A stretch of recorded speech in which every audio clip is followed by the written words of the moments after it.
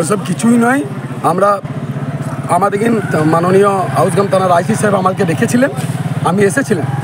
আসার পর আমরা যখন আমাদেরকে 5 জন বলেছিলাম, আমরা 5 জন এসেছিলাম। আমরা যখন আসছিলাম তখন এই উপপ্রধান আমাদেরকে নানা রকম কটূক্তি করে, এবং ও হচ্ছে যে সমস্যা সেটা হচ্ছে ধনডাঙ্গা থেকে ডাঙ্গাপাড়া পর্যন্ত যে রাস্তা, পিচ রাস্তা নির্মাণ পিউপি ফান্ডের, সেইখানে ও কাটমানি টাকা চেয়েছিল। সেই কাটমানি টাকা চেয়েছিল বলে আমরা বললাম যে কেন তুই কাটমানি টাকা চেয়েছিস, তখন ও আমাদেরকে গালাগালি করে, তার জন্য আমাদের ছেলেটা একটু রেগে গিয়েছে। না, এরকম কিছুই নাই। ওরা সকাল 7টার সময় কাজটা 300 ফুটের মতো বাকি আছে, ওরা এসেছিল। ওরা আসার পর আমাদের যে এখানকে যারা কন্ট্রাক্টর আছেন, যারা এজেন্সি আছেন, সেই এজেন্সিকে বলেছে, বারবার বলেছে টাকা চাইতে, টাকার ভিডিও, মানে ওকে যে ফোন করে হুমকি দিচ্ছে টাকার জন্য, তোলাবাজি করার জন্য। উপপ্রধান এবং ওইখানে হচ্ছে রিজাউল মল্লিক আর একজন কি মোজাম্মেল না কি নাম, এরা হচ্ছে যায়। তখন গ্রামের মানুষ একত্রিত হয়ে ওদেরকে বলে যে এইখানে এইসব কোনা চলবে না। আমরা মমতা ব্যানার্জির সৈনিক, আমরা অভিষেক ব্যানার্জির সৈনিক, আমরা হচ্ছি আমাদের নেতা আউসগ্রামের বিধায়ক অবেদনাথ থান্ডারের সৈনিক। আমাদেরকে যে এইখানে সরকারি প্রকল্পে কাটমানি খাওয়া চলবে না, কাটমানি খেলে তোমাকে অন্য দল করতে হবে, তৃণমূলে থাকা যাবে না। আর ওরা তৃণমূলের নাম করে একটা দুষ্কৃতি পরিচয় দিয়ে এইসব করে বেড়াচ্ছে। এরা মেরে খাবার একটা তৃণমূলকে হচ্ছে সামনে রাখছে এবং পিছন থেকে টোটাল এলাকায় তোলাবাজি করে বেড়াচ্ছে। আপনারা দেখবেন 2-1 দিনের মধ্যে গাদা অভিযোগ ওদের নামে হচ্ছে, কারণ এরা সব জায়গায় তোলাবাজি করে। তোলাবাজির জন্য মানুষ বিক্ষোভ দেখিয়েছে, আর কিছু। আউসগ্রাম থানার ঘটনা, ওইখানে যে ঘটনা একটা সামান্য ঝুটঝামেলা হয়েছিল, সেইটা নিয়ে আমাদের আউসগ্রাম থানায় আমাদেরকে ডেকেছিল। আমরা যখন এসেছিলাম, আমি বেশ করেছি, একটু গালাগালি করে তখন ছেলেরা উত্তেজিত হয়েছিল, আর কিছু নেই। তো থানার সিসিটিভি ফুটেজ আছে, তো সেরকম হলে তো থানার অফিসার আমাদেরকে বলতো। আইসিকে দেখা গেছে আপনাকে সরিয়ে দিতে। হ্যাঁ, আইসি বললো আপনি আপনার লোক নিয়ে বাইরে চলে যান, আপনাদের কাজ হয়ে গেছে। ওই জন্য আমরা বাইরে বেরিয়ে গেলাম। আজকে থানাতে কি হয়েছিল? দেখুন, আজকে থানাতে যেটা হয়েছিল, যেটা নিয়ে ঘটনা, আমাদের প্রতাপপুর ধনডাঙ্গা থেকে ডাঙ্গাপাড়া একটা বিটুমি রাস্তা পশ্চিম অঞ্চলে যে উন্নয়ন পরিষদ আছে সেখান থেকে হচ্ছে। তো সেই রাস্তাটার পাশে একটা ড্রেন স্যাংশন ছিল, সেই ড্রেনটা কন্ট্রাক্টর করেছে, কিন্তু ড্রেনটা খুব সরু এবং সেই ড্রেনটাতে ব্যাপক হারে জল যায়। আমাদের একটা বাঁধ আছে, সেই বাঁধে জল যায়, তাই চাষিদের জল ঠিকমতো ড্রেনে যাবে না, চাষিদের জমি পতিত হয়ে যাবে, পাশে একটি আদিবাসী পাড়া আছে, ডুবে যাবে। সেই দাবিতে চাষিরা কন্ট্রাক্টরের কাছে গিয়েছিল, যেখানে কাজ চলছিল। সেই মোমেন্টে যখন তারা দাবিটা জানাতে যায়, সেই মোমেন্টে কন্ট্রাক্টর কিছু লোককে পুষে রেখেছিল, অর্থাৎ অরুণ মিদ্যা বলে এক ব্যক্তি, ডাঙ্গাপাড়া বাড়ি, তার নেতৃত্বে কিছু দুষ্কৃতী ছিল। তারা কিন্তু সঙ্গে সঙ্গে সে চাষিদের উপর চড়াও হয়। এর মতো অবস্থায় রিজাউল মল্লিক মানে একটা চাষি, সে আহত হয় এবং সে মার খেয়ে পড়ে যায়। তারপর স্থানীয় মানুষজনরা ওকে তুলে নিয়ে গিয়ে হাসপাতালে নিয়ে যায়। তারপর আমার কাছে ফোন যায়, আমি তারপরে সেই ফোন শুনে আমি হাসপাতালে পৌঁছাই, তাকে ট্রিটমেন্ট করাই। তার মধ্যে আমাকে থানা থেকে স্বপনবাবু বলে এক পুলিশ অফিসার আছে, উনি ফোন করেন যে আপনারা 5 জন আসুন, ওনাদের 5 জন দেখেছি, বিষয়টা দেখব। আমরা যথারীতি সেই চাষিদের নিয়ে আমি যাই। তারপরে গিয়ে দেখি না, অরুণ মিদ্যা 60-70টা সব বহিরাগত, প্রতাপপুরে হয়তো জোনাক 7-8 ছিল, বাকি সব বহিরাগত লোক নিয়ে ঢোকার পরই আমাকে বলছে, আমি একটা রুমের মধ্যে ছিলাম, বলছে তুই বেরিয়ে আয়, তোকে আমি কেটে কুচি করে দেবো। অথচ পুলিশ সেখানে আছে, ফুটেজের মাধ্যমে দেখতে পাবেন আপনারা। তো এইরকম হুমকি দিচ্ছে। তো এই অরুণ মিদ্যা তৃণমূলের কেউ না, তৃণমূলের নাম করে না একটা বুথ সভাপতি, না একটা বুথের কর্মী, কিছুই না, শুধু দুষ্কৃতি উল্টোপাল্টা কাজ করব, নানা রকমভাবে অন্যায় করে বেড়াবো, হুমকি দেবো, এই হচ্ছে ওর কাজ। তা এভাবে আমাকে থানাতে যেভাবে হুমকি দিল, তাতে সেখানে পুলিশও প্রেজেন্ট ছিল। তা থানাতে গিয়ে যদি নিরাপত্তা না পায়, আমি একজন উপপ্রধান, মানুষের জনপ্রতিনিধি, চাষিরা আহত চাষিদের নিয়ে আমি থানায় গেছি, থানা আমাকে ডেকেছে, সেখানে আমাকে প্রাণনাশের হুমকি দিচ্ছে যে বেরিয়ে এলে মেরে দেবো। তাই এমতো অবস্থায় আমি প্রশাসনকে জানাবো যে তারা কি ব্যবস্থা নিচ্ছে। এবং এই মুহূর্তে আমার বাড়ির লোকজন, আমার স্ত্রী, আমার ছেলেমেয়েরা খবর পেয়ে তারা খুব আতঙ্কিত, কারণ আমি যেখান থেকে পঞ্চায়েত চালাতে যাই সেটা প্রায় 7 কিলোমিটার, তার মধ্যে 6 কিলোমিটার জঙ্গল। এই জঙ্গলের মধ্যে আমি একা যাই, তাই আমার বাড়ি থেকে এখন বাধা দিচ্ছে যে তোমাকে থানায় বসে যারা এভাবে হুমকি দিতে পারে, কচুকাটা করে দেবো, তুমি কীভাবে পঞ্চায়েত চালাতে যাবে, কীভাবে মানুষের কাজ করতে যাবে, তোমাকে তো মার্ডার করে দিতে পারে। তাই আমি খুব আতঙ্কিত আছি। আমি আমার ঊর্ধ্বতম যারা নেতৃত্ব আছে তাদের কাছে জানাবো যে আমার পক্ষে এভাবে পঞ্চায়েত চালানো সম্ভব নয়, কারণ যে কোনো মুহূর্তে আমাকে মার্ডার করে দিতে পারে। কারণ ওই দুষ্কৃতিগুলোকে আমি অন্যায় সহ্য করতে পারছি না। কদিন আগে মুড়ান চালাচ্ছিল, দিন 3 আগে, সেটা আমি থানায় ফোন করেছি, সেখানেও আমাকে ফোনে হুমকি যে তোকে দেখে নেবো, তোকে ঘর থেকে তুলে নিয়ে আসবো। তাহলে ওরা দিনের পর দিন দুর্নীতি কাজ করে যাবে, আর আমি পঞ্চায়েতের জনপ্রতিনিধি উপপ্রধান হয়েছিল, দাঁড়িয়ে বসে বসে দেখতে পারি না, আমি প্রতিবাদ করব। তাই আমাকে বাড়ির লোক বলছে যে তোমার যাওয়ার দরকার নেই, কারণ থানায় বসে যেখানে ওরা হুমকি দিচ্ছে কচুকাটা করে দেবো, তুমি এই 6 কিলোমিটার জঙ্গল কিভাবে পেরিয়ে যাবে। আপনার নাম? আমার নাম সাদেরুল শেখ, আমি ভালকি গ্রাম পঞ্চায়েতের উপপ্রধান। বলতে আমি প্রতাপপুর গ্রামের বাসিন্দার মোজাম্মেল মল্লিক। আমার ওখানে জমি আছে, যেখান ধনডাঙ্গা থেকে ডাঙ্গাপাড়া পর্যন্ত একটি কংক্রিট রাস্তা, পিচ রাস্তা হচ্ছে। সেই রাস্তার পাশে একটি ড্রেন হচ্ছে। সেই ড্রেনটি উপযুক্ত না করার জন্য আমরা চাষিরা কয়েকজন মিলে ওখানে ঘটনাস্থলে যাই এবং কন্ট্রাক্টরকে ওখানে আমরা দেখতে পাইনি। ওখানে অরূপ মিদ্দার বাহিনী এবং বাইরের কিছু সাঙ্গপাঙ্গ এবং বহিরাগত লোকজন নিয়ে এসে অরূপ মিদ্দা টাঙ্গি, বল্ল, আগ্নেয়াস্ত্র, লাঠি, বাঁশ নিয়ে আমাদের উপরে চড়াও হয়।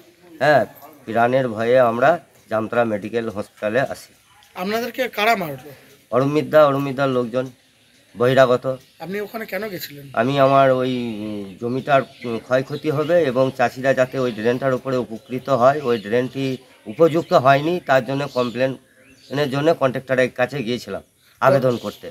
কিন্তু কন্ট্রাক্টরকে আমরা দেখতে পাইনি। সেখানে দেখছি অরূপ মিদ্দা, কিছু বহিরাগত এবং তার গ্রামে কিছু সাঙ্গপাঙ্গ নিয়ে এসে আমাদের উপরে চড়াও হয়। কোথা থেকে কোথায় রাস্তা? যেই রাস্তা ধনডাঙ্গা থেকে ডাঙ্গাপাড়া, কবরডাঙ্গা। মানে ওখানে ড্রেনটা কি তৈরি হয়েছে? হ্যাঁ, ড্রেনটা হাফ হয়েছে, হাফ হয়ে পড়ে আছে, মানে সম্পূর্ণ কমপ্লিট করেনি। মানে সম্পূর্ণ কমপ্লিট করে দিলে চাষিদের উপকার হবে এবং আমার জমিটা ক্ষতি হবে না। আপনার ওখানে জমি আছে? আমার ওখানে জমি আছে, আমি চাষি। আপনাকে মারলো কেন? ওই যা বলতে যাওয়াতে যে এটা করবো, এটা নাই, কন্ট্রাক্টর নাই। আমরা কন্ট্রাক্টরের সাথে কথা বলতে চাইছি, কিন্তু অরূপ মিদ্দা বলছে না, কন্ট্রাক্টর এখানে আসবে না, আমরাই সব। যারা মারলো তারা কারা? তারা হচ্ছে অরূপ মিদ্দা, খাইরুল, আর জামতার একজন ছিল সোহেল। হ্যাঁ, এরকম করে বহিরাগত কিছু ওর সাথে অনেকজন ছিল। তারা কোন পার্টি করে? তারা এখন জানি না কি পার্টি করছে। আপনারা কি করেন? আমি টিএমসি। এই যে আপনাকে যে আজকে মারলো, আপনি কোথায় এসেছেন? আমি জামতারা মেডিকেলে এসেছি ট্রিটমেন্ট করতে। আপনি কি প্রশাসনকে জানাবেন? হ্যাঁ, প্রশাসনকে জানাবো অবশ্যই। কোনো কমপ্লেন করবেন প্রশাসনের কমপ্লেন কাছে? করবো। হ্যাঁ, পঞ্চায়েতকে, স্থানীয় পঞ্চায়েতকে জানিয়েছিলেন এরকম?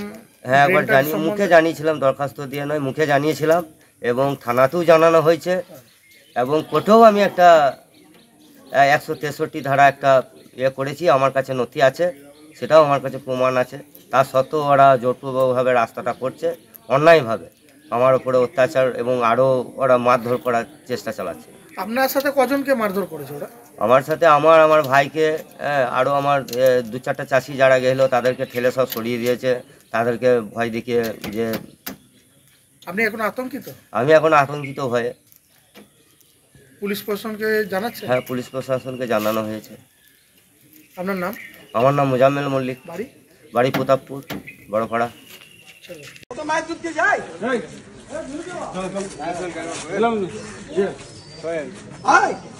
এতক্ষণ দেখাচ্ছিলি বিশাল মনে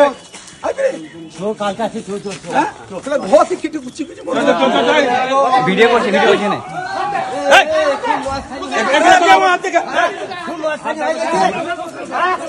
আর আমাকে বলবো তখন, আমাকে বলবো তখন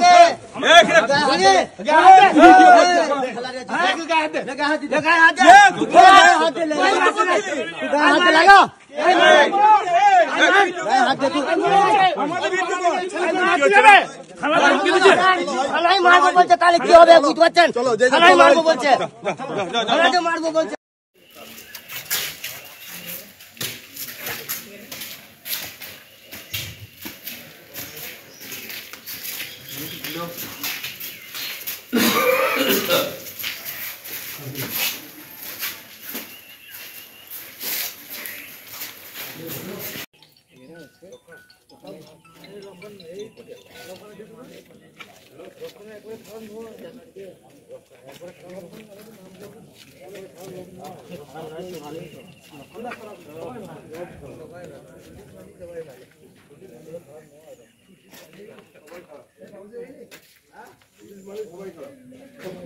দেখুন, এ ব্যাপারটা আমি আজকে সকাল 6টার সময় বেরিয়ে যাই আমার একটা বিশেষ ব্যবসার কাজে। তারপরে কালকে আমরা একটা খবর পেয়েছিলাম যে চাষিদের একটা ড্রেন নিয়ে সমস্যা হচ্ছে, এবং চাষিরা সেই ড্রেনটা যে কন্ট্রাক্টরকে জানাবার জন্য তারা সেই জায়গাতে যাবে। এভাবে ঠিক সকালবেলাতে খবর পেলাম যে কিছু চাষি ধনডাঙ্গার কাছে ওখানে কাজটা চলছে, ওখানে তারা কন্ট্রাক্টরের সঙ্গে কথা বলার জন্য যাচ্ছে যে আমাদের যে ড্রেনটি আছে, এবং ড্রেনটি কয়েকদিন আগে করেছে, ওনারাই করেছে, কিন্তু ড্রেনটা যে পরিমাণ মতো জল যায় সেই জল কিন্তু ড্রেনে কাটবে না, এবং ড্রেনটা এত নিচু যে উপরকার মাটিগুলো জল হলেই ড্রেনটা বুঝে যাবে। এটা চাষিদের দাবি যে কাজ যখন হচ্ছে আমাদের উপযুক্তভাবে ড্রেনটা যেন করা হয়, আমাদের জমির যেন কোনো ক্ষয়ক্ষতি না হয়।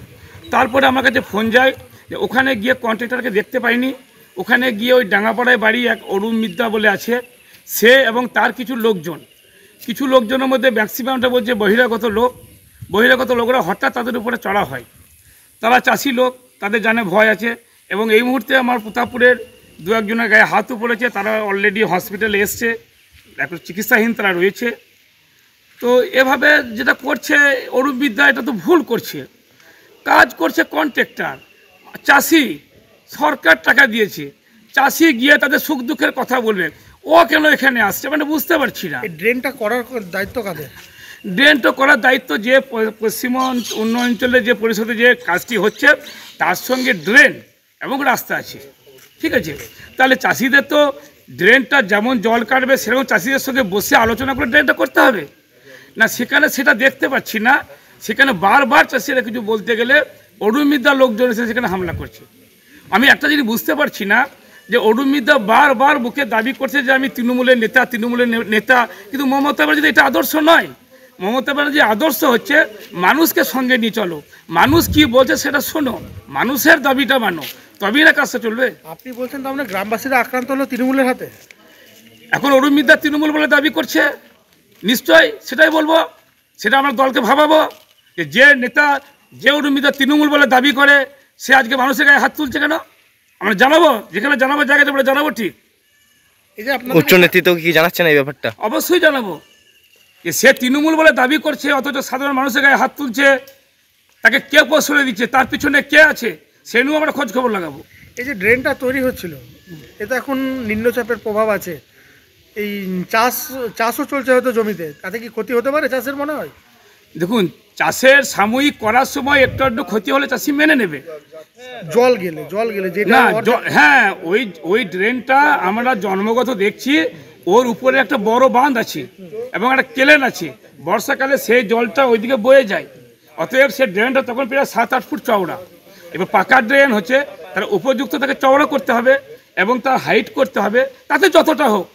চাষি তো বলেনি যে আমার হোক ধনডাঙ্গা থেকে ডাঙ্গাপাড়া পর্যন্ত করতে হবে, আমাদের যতটুকু হোক সামনেটা যেন পরিষ্কার পরিচ্ছন্ন হয়ে উপযুক্ত হয়, সেটা বলতে গিয়ে আক্রান্ত হয়েছে অরুণ মিদ্যার গুন্ডা বাহিনীর হাতে। এই যে যারা আজকে আক্রান্ত হলো, যারা চাষিরা, আপনাকে আপনার পঞ্চায়েতে জানিয়েছে কখনো যে ড্রেনটা? হ্যাঁ, ওরা পঞ্চায়েতে এসেছিল, আমাকে জানিয়েছে, ঠিক আছে। এবং আমরা কালকে থানায় গিয়েছিলাম একটা বিষয় নিয়ে, সেখানে থানাতেও কিছু চাষিরা গিয়েছিল, অনেকটা কোর্টের কাগজও দেখাচ্ছে যে আমাদের এরকম গন্ডগোল হচ্ছে বলে আমরা কোর্ট পেপার একটা কী করেছে আমি দেখেছি।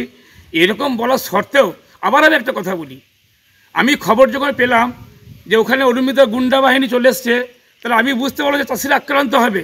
আমি কিন্তু বারবার শরণবাবুকে ফোন করেছি, হাউসগ্রাম থানা পুলিশ, তার সত্ত্বেও পুলিশের গাড়ি আসতে প্রচুর লেট করেছে। কেন লেট করবে? যেখানে মার্ডার হতে চলেছে, কি করছে প্রশাসন? সেখানে প্রশাসনের কোনো দায়িত্ব নেই। আপনি প্রশাসনের বিরুদ্ধে অভিযোগ করছেন? তাহলে অবশ্যই, কেন? আমি নিজে ফোন করেছি যে আমি বাইরে আছি, আমি যা খবর পাচ্ছি ওখানে মার্ডার হয়ে যেতে পারে, আপনি প্রশাসনের গাড়ি পাঠান। হ্যাঁ পাঠাচ্ছি, বহুক্ষণ টাইম লেগে গেছে, এটা তো উচিত নয়, তাদের দায়িত্ব থাকা দরকার। পুলিশ প্রশাসনের নিষ্ক্রিয়তায় কি আজকে চাষিরা মার খেলো? অবশ্যই, পুলিশের নিষ্ক্রিয়তায় মার খেয়েছে। কেন চাষিরা মার খাবে? জানানো হয়েছে তো পুলিশকে। ওরাও তৃণমূল করে বলে কি পুলিশ আসতে খুঁজছে না? সেটা আমি ঠিক বলতে পারবো না। ওদের পেছনে মদত কার রয়েছে? মদত নিশ্চয় কেবল আছে, সেটা কি করে জানবো? এত বড় সাহস হয় কি করে মানুষকে মারা, সাধারণ চাষিকে গায়ে হাত তোলা, কে তাদেরকে আদেশ দিয়েছে? আপনার নাম ও পরিচয়? আমি ভালকি গ্রাম পঞ্চায়েতের উপপ্রধান সাদরুল শেখ।